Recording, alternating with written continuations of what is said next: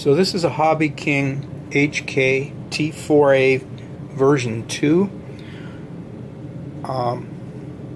What I want to do is extend the movement of this left vertical stick so that it will make the servo move further than normal.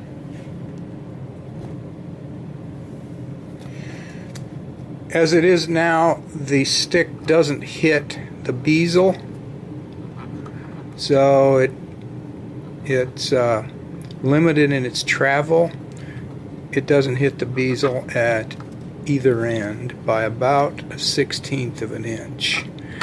That means that in order to let that travel further, there's mechanical stops, 4 of them, inside on the gimbal that keeps it from going any further.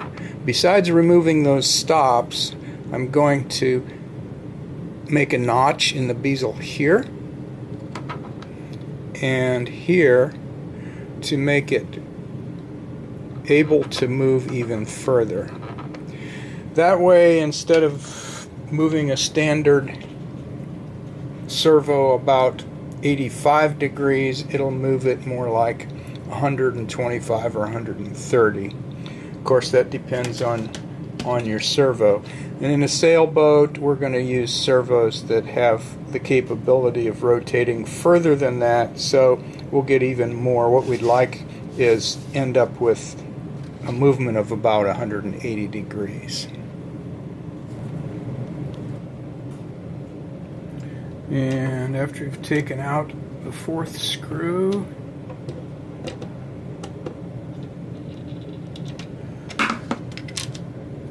you can split the case. Works best from right here. Lay the case open. Disconnect the battery box from the logic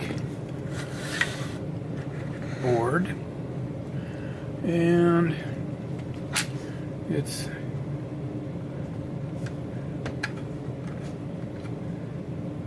this right, well, it's the left from the other side. It's this gimbal that we need to remove and modify.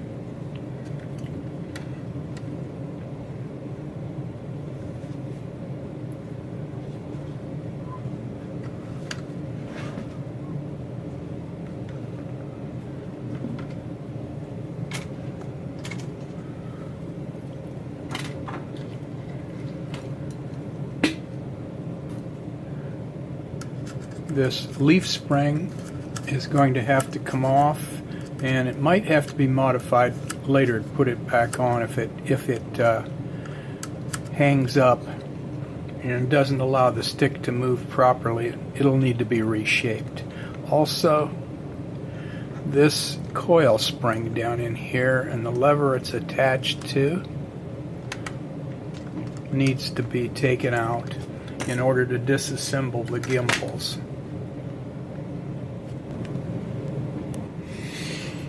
To get the gimbal out of the case, we need to remove 3 screws.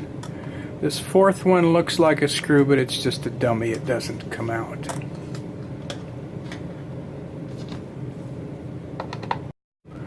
We get this 3rd screw out, the gimbal will start to fall away from the case, along with the 2 trim tabs that are connected to the potentiometers. But it can't quite fall away yet because this board is in the way. And that's easy to remove. You just lift it off and set it aside. 4 pieces of plastic need to be removed. They're right here. I'm going to paint them white so that I won't get confused when I take it apart. This assembly is symmetric in a couple of different ways, and it's easy to get things turned around. So that's the two stops that need to be removed on that side. On the other side, there's two more stops right here.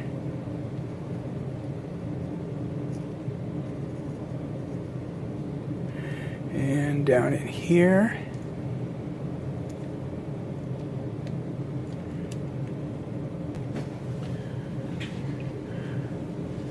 To remove the potentiometers, there's a snap ring that retains them, and you can't see it very well there in the picture, but this has to come out, and I'll lay it on a piece of paper and take a closer look at it so you can see what it looks like. You might be able to see it coming out there. I doubt it though.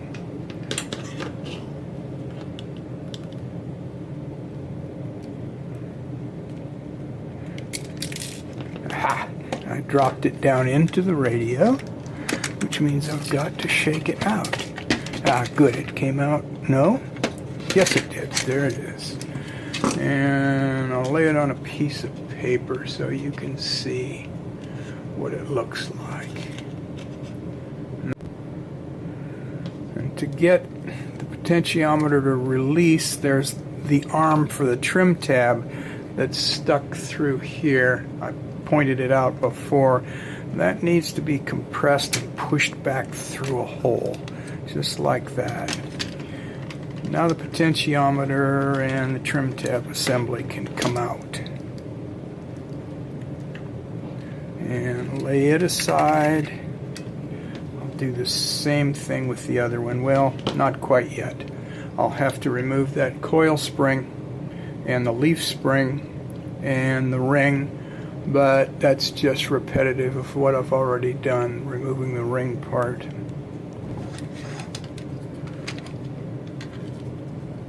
So I'll remove that leaf spring.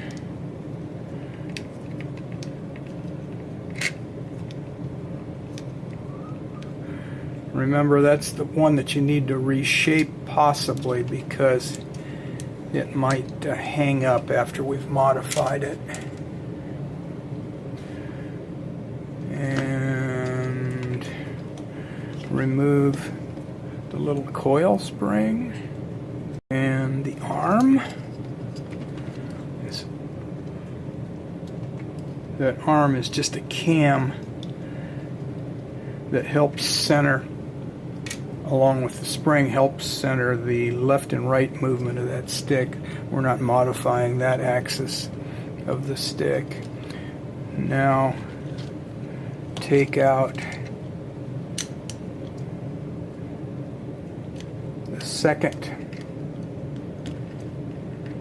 retaining clip. Watch how it comes apart, because you've got to put that back together so that it works.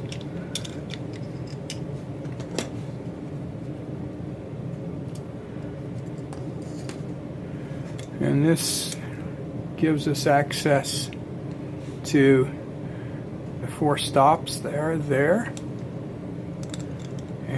there that we need to remove so that it can swing further.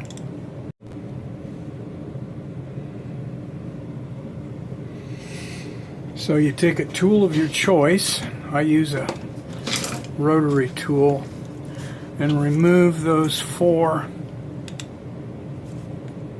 stops. You take that rectangular stop right down to the adjacent level next to it and grind it right off.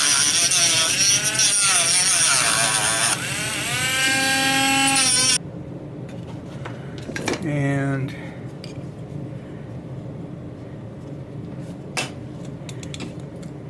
clean up the burrs. so that they don't catch when they're rotating, and they can move freely.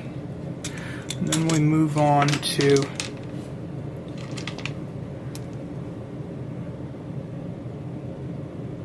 putting a groove in the bezel here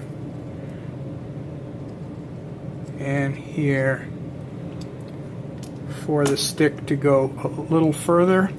I use a rat tail file. I try not to cut clear through the bezel just for cosmetic's sake. If you want to go further, you can make the stick go further by cutting clear through the bezel to make a notch there. So there you can see the result of what it looks like when it's filed out.